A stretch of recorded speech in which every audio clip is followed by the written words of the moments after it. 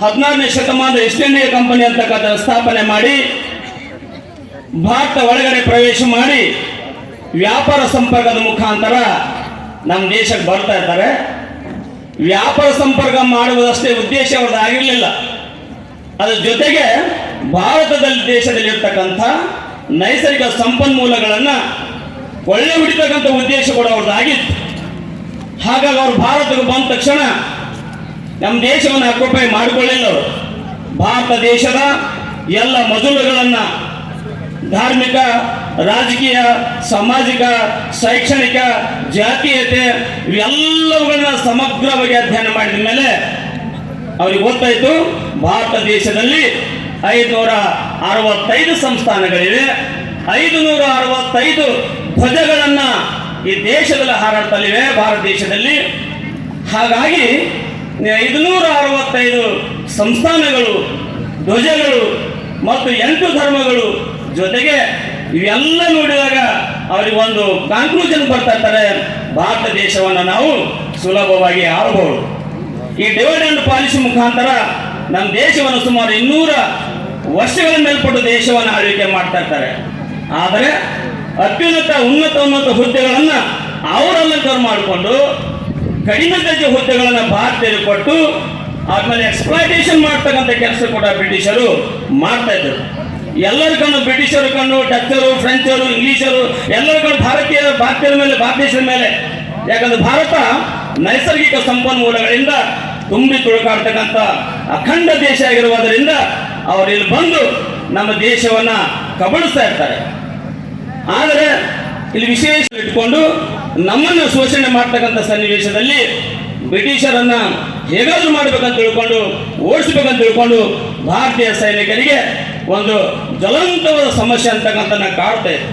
1857ರಲ್ಲಿ the war of Indian independent movement ಅಲ್ಲಿ ವಿಶೇಷವಾಗಿ ಭಾರತೀಯ ಸೈನಿಕರಿಗೆ, ಆ ಭಾರತೀಯ ಸೈನ್ಯದಲ್ಲಿ ಇರ್ತಕ್ಕಂಥ ಎಲ್ಲ ಧರ್ಮದ ಜನರು ಇರ್ತಾರೆ.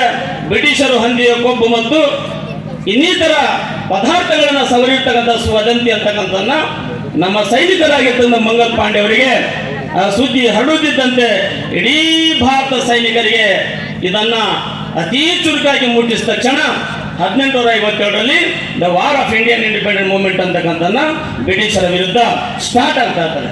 ಅಷ್ಟೇ ಅಲ್ಲ, ಚೌರಿ ಘಟನೆ ಆಗ್ತಾ ಇರ್ತದೆ, ಜಲಿಯನ್ ವಾಲ್ಬಾಗ್ ಹತ್ಯಾಕಾಂಡ ಆಗ್ತಾ ಇರ್ತದೆ.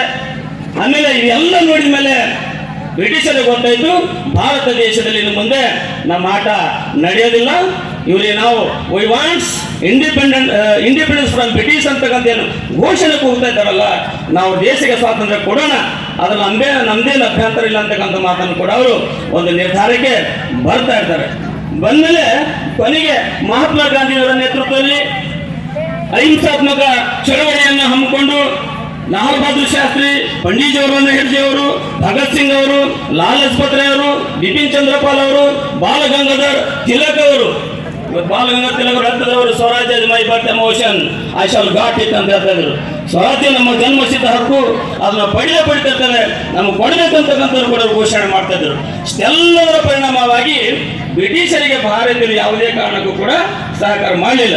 ನಾವು 1942ರಲ್ಲಿ ಕ್ವಿಟ್ ಇಂಡಿಯಾ ಮೂವ್ಮೆಂಟ್ ನೋಡ್ತಿರ್ತೇವೆ, ಚಲಜಾವು ಚಳವಳಿ ನೋಡ್ತಿರ್ತೇವೆ, ಅಸಹಕಾರ ಚಳವಳಿ ನೋಡ್ತಿರ್ತೇವೆ, ವಂಗಭಂಗ ಚಳವಳಿ ನೋಡ್ತಿರ್ತೇವೆ, ಕಾನೂನು ಭಂಗ ಚಳವಳಿ ನೋಡ್ತಿರ್ತೇವೆ, ಅಸಹಕಾರ ಚಳವಳಿ ನೋಡ್ತಿರ್ತೇವೆ.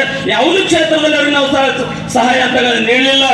ಆವಾಗ ಕೊನೆಗೆ ಬ್ರಿಟಿಷರು 1947 ಆಗಸ್ಟ್ 14ರ ಮಧ್ಯರಾತ್ರಿ 15 ಪ್ರಾರಂಭ ಆಗುತ್ತಿದ್ದಂತೆ ಅವರು ಬ್ರಿಟಿಷ್ ಯೂನಿಯನ್ ಜಾಕ್ ಅಂತಕ್ಕಂಥದನ್ನ ಅವರೋಹಣ ಮಾಡುತ್ತಿದ್ದಂತೆ ಡೆಲ್ಲಿಯ ಲಾಲ್ ಕಿಲಾದ ಮೇಲೆ ಭಾರತೀಯ ತ್ರಿವರ್ಣ ಧ್ವಜ ಅಂತಕ್ಕಂಥದನ್ನ ಡಾಕ್ಟರ್ ಬಾಬಾ ಸಾಹೇಬ್ ಅಂಬೇಡ್ಕರ್ ಅವರು ಅನುಮೋದಿಸಲ್ಪಟ್ಟಿರ್ತಕ್ಕಂಥ ಇಡೀ ಕೋಟ್ಯಾನು ಕೋಟಿ ಭಾರತೀಯರು ಅನುಮೋದಿಸಲ್ಪಟ್ಟಿರ್ತಕ್ಕಂಥ ತ್ರಿವರ್ಣ ತಿರಂಗ ಧ್ವಜ ಅಂತಕ್ಕಂಥದನ್ನ ತಳುಕು ಬೆಳಗುತ್ತ ದೇದೀಪ್ಯಮಾನವಾಗಿ ಭಾರತದ ಲಾಲ್ ಕಿಲ್ಲಾದ ಮೇಲೆ ಹಾರಾಡ್ತಕ್ಕಂಥ ವಿಷಯ ಕೂಡ ನಾವಿಲ್ಲಿ ನೋಡ್ತಾ ಇದ್ದೇವೆ.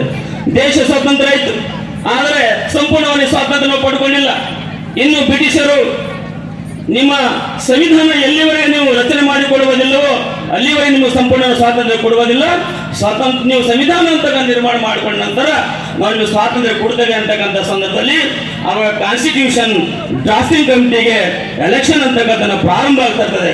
ಆವಾಗ ಬಾಬಾ ಸಾಹೇಬ್ ಅಂಬೇಡ್ಕರ್ ಅವರು ಜ್ವಾಲಾಮುಖಿಯಂತೆ ಉಕ್ಕಿ ಬಿರುಗಾಳಿಯಂತೆ ಬೀಸಿ ಗುಡುಗು ಸಿಡಿಲು ಮಿಂಚಿನಂತೆ ಪಡಿಸಿ ಭಾರತ ದೇಶದಲ್ಲಿ 5,000 ವರ್ಷಗಳವರೆಗೆ ಇರ್ತಕ್ಕಂಥ ಈ ಅಂಧಕಾರ ಅಂತಕ್ಕಂಥದನ್ನ ಜಾಡ್ಯ ಸಂಪ್ರದಾಯಗಳು ಅಂತಕ್ಕಂಥದನ್ನ ಮೂಢನಂಬಿಕೆ ಅಂತಕ್ಕಂಥದನ್ನ ಸಂವಿಧಾನ ಮುಖಾಂತರನಪ್ಪ ಅಂದ್ರೆ ಅವರು ಈ ದೇಶಕ್ಕೆ ಬೃಹತ್ ಭಾರತಕ್ಕೆ ಸಂವಿಧಾನ ಅಂತಕ್ಕಂಥದನ್ನ ನಿರ್ಮಾಣ ಮಾಡ್ತಕ್ಕಂಥ ಕಾರ್ಯ ಅವ್ರ ಮೇಲೆ ಬೀಳ್ತಾ ಇರ್ತದೆ. ಹಾಗಾಗಿ ಬಾಬಾ ಸಾಹೇಬ್ ಅಂಬೇಡ್ಕರ್ ಅವರು ರಾಮಾಯಣ, ಮಹಾಭಾರತ, ವೇದಾಂಗಗಳು, ಉಪನಿಷತ್ತುಗಳು, ಅರಣ್ಯಕಗಳು ಇವೆಲ್ಲ ಸಮಗ್ರವಾಗಿ ಅಧ್ಯಯನ ಮಾಡಿದ ನಂತರ ಅಷ್ಟೇ ಅಲ್ಲ, ಜಗತ್ತಿನ 64 ದೇಶದ ಸಂವಿಧಾನಗಳನ್ನು ಅಧ್ಯಯನ ಮಾಡಿ ಡಾಕ್ಟರ್ ಬಾಬಾ ಸಾಹೇಬ್ ಅಂಬೇಡ್ಕರ್ ಅವರು ಭಾರತಕ್ಕೆ ಅನ್ವಯ ಆಗ್ತಕ್ಕಂಥ ಭಾರತ ಚರಿತ್ರೆಗೆ ಭಾರತ ದೇಶದಲ್ಲಿ ಎಷ್ಟು ಬಾಬಾ ಸಾಹೇಬ್ ಅಂಬೇಡ್ಕರ್ ಅವರು doctor Baba Saheb Ambedkar frame with constitution that time India having 30 crores populations, ಅವ 30 ಕೋಟಿ ಜನಸಂಖ್ಯೆ ಅಂತಕ್ಕಂಥ ಭಾರತ ದೇಶದಲ್ಲಿ ಇತ್ತು. ಆದರೆ ಆ ಎಲ್ಲ ಜನಸಂಖ್ಯೆಗೆ ಸಮರ್ಪಕವಾಗಿ ಕಟ್ಟಕಡೆಯ ಪ್ರಜೆಗೂ ಕೂಡ ಅಂದ್ರೆ ನ್ಯಾಯ ಸಿಗುವಂತಕ್ಕಂಥ ಸಮಾನತೆ, ಸ್ವಾತಂತ್ರ್ಯತೆ, ನ್ಯಾಯ, ಭ್ರಾತೃತ್ವ, ಬಂಧುತ್ವ ಇವೆಲ್ಲ ವಿಚಾರಧಾರೆಗಳನ್ನ 12ನೇ ಶತಮಾನದ ಮಹಾನ್ ಕ್ರಾಂತಿಕಾರಿ ಯುಗ ಪುರುಷರಾಗಿರ್ತಕ್ಕಂಥ ಪೂಜ್ಯನೀಯ ಮಹಾತ್ಮ ಬಸವಣ್ಣನವ್ರದ್ದು, ಜ್ಯೋತಿಬಾ ಫುಲೆ ಅವ್ರದ್ದು, ಅಷ್ಟೇ ಅಲ್ಲ ಸಂತ ಕಬೀರ್, ಅಷ್ಟೇ ಜೊತೆಗೆ ನಾಲ್ವಡಿ ಕೃಷ್ಣರಾಜ ಒಡೆಯರು ಇವರೆಲ್ಲರ ಆಶಯಗಳಂತಕ್ಕಂಥನ್ನ ಸಂವಿಧಾನದ ಅಡಿಯಲ್ಲಿ ಬಾಬಾ ಸಾಹೇಬ್ ಅಂಬೇಡ್ಕರ್ ಅವರು ನಮಗೆ ಕೊಟ್ಟು ಅವರು ಸುಮಾರು 2 ವರ್ಷ 11 ತಿಂಗಳು 18 ದಿನಗಳವರೆಗೆ ಸುದೀರ್ಘವಾಗಿ ನಮಗೆ ಸಂವಿಧಾನ ಅಂತಕ್ಕಂಥ ಕೊಟ್ಟು ಇವತ್ತು ನಾವು ಎಲ್ಲ ಪ್ರಜಾಪ್ರಭುತ್ವ ಸರ್ಕಾರದ ಮಾದರಿನ ಇವತ್ತು ನಾವು ಸ್ವಚ್ಛಂದವಾಗಿ ಎಲ್ಲರೂ ಆರ್ಥಿಕ, ರಾಜಕೀಯ, ಸಾಮಾಜಿಕ, ಶೈಕ್ಷಣಿಕ, ಆಧ್ಯಾತ್ಮಿಕ ಪ್ರತಿಯೊಬ್ಬರು ಒಂದು ಕ್ಷೇತ್ರದಲ್ಲಪ್ಪ ಅಂದ್ರೆ ನಿರಂತರವಾಗಿ ಏನಪ್ಪ ಜೀವನ ಮಾಡಲಿಕ್ಕೆ ಆಸ್ಪದ ಮಾಡಿಕೊಟ್ಟಿರ್ತಕ್ಕಂಥ ಮಹಾನ್ ಪುಣ್ಯ ಪುರುಷರು ಈ ಜಗತ್ತಿನ ವಿಶ್ವವಿಖ್ಯಾತ ಜ್ಞಾನ ಅಂತಕ್ಕಂಥ ಕೂಡ ಇಲ್ಲಿ ಜ್ಞಾಪಿಸ್ತಾ ಇರ್ತಾನೆ.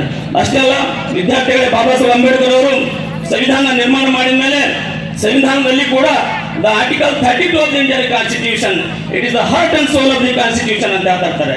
ಸಂವಿಧಾನ 395 ಆರ್ಟಿಕಲ್ಸ್, 8 ಶೆಡ್ಯೂಲ್ಸ್, 22 ಚಾಪ್ಟರ್ಸ್, 2 ಅಪೆಂಡಿಕ್ಸ್ ಅಂತಕ್ಕಂಥದನ್ನ ಕೊಟ್ಟ ನಂತರ ಅದರಲ್ಲಿ ವಿಶೇಷವಾಗಿ ಸಂವಿಧಾನದ 32ನೇ ಕಲಂ ಈ ಸಂವಿಧಾನದ ಆತ್ಮ ಮತ್ತು ಹೃದಯ ಎಂದು ಬಣ್ಣಿಸ್ತಾ ಇರ್ತಾರೆ. ಯಾಕಂದ್ರೆ ಸಂವಿಧಾನದ ಮೂಲಭೂತ ಹಕ್ಕುಗಳಿಗೆ ಏನಾದರೂ ಚ್ಯುತಿ ಬಂದರೆ, ಕಳಂಕ ಬಂದರೆ 226 ಆರ್ಟಿಕಲ್ಸ್ ಮುಖಾಂತರ ಹೇಬಿಯಸ್ ಕಾರ್ಪಸ್, ಮ್ಯಾಂಡಮಸ್, ಸರ್ಟಿಯಾರರಿ, ಓವರೆಂಟು, ಪ್ರೊಹಿಬಿಷನ್ ಅಂತಕ್ಕಂಥ ಆಕ್ಟ್ಗಳ ಮುಖಾಂತರ ಸಂವಿಧಾನ ರಕ್ಷಣೆ ಮಾಡ್ತಕ್ಕಂಥ ಜವಾಬ್ದಾರಿ ಕೂಡ ಬಾಬಾ ಸಾಹೇಬರು ನಮಗೆ ನೀಡಿದ್ದಾರೆ. ಅಷ್ಟೇ ಅಲ್ಲ, ಇವತ್ತಿನ ವಿದ್ಯಾರ್ಥಿಗಳು ಇವತ್ತು ನೋಡಿ ಫಂಡಮೆಂಟಲ್ ಡ್ಯೂಟೀಸ್, ನಮ್ಮ ಮೂಲಭೂತ ಕರ್ತವ್ಯಗಳು ಕೂಡ ನೋಡ್ತಾ ಇರ್ತೇವೆ ನಾವು. Fundamental duties also forward by the Irish constitution ಅಂತ ಹೇಳ್ತಾ ಇರ್ತೇವೆ. You must also protect the public property, public tanks, public wells, public roads, public gardens, public places ಇವೆಲ್ಲ ನಮ್ಮ ಮೂಲಭೂತ ಕರ್ತವ್ಯಗಳು ಅಂತಕ್ಕಂಥ ಕೂಡ ನಾವು ಹೇಳ್ತಾ ಇರ್ತೇವೆ. ಹೀಗಾಗಿ ನೂರಾರು ಲಕ್ಷಾಂತರ ಜನರ ತ್ಯಾಗ, ಬಲಿದಾನ ಅಷ್ಟೇ ಅಲ್ಲದೆ ಅವರ ಒಂದು ಸಮರ್ಪಣ ಮನೋಭಾವದಿಂದ ಏನಪ್ಪ ಅಂದ್ರೆ ಇವತ್ತು ಸಂಕೇತವೇ ಇವತ್ತು ನಾವು 80ನೇ ದೇಶದ ಸ್ವಾತಂತ್ರ್ಯ ದಿನಾಚರಣೆಯನ್ನ ನಾವು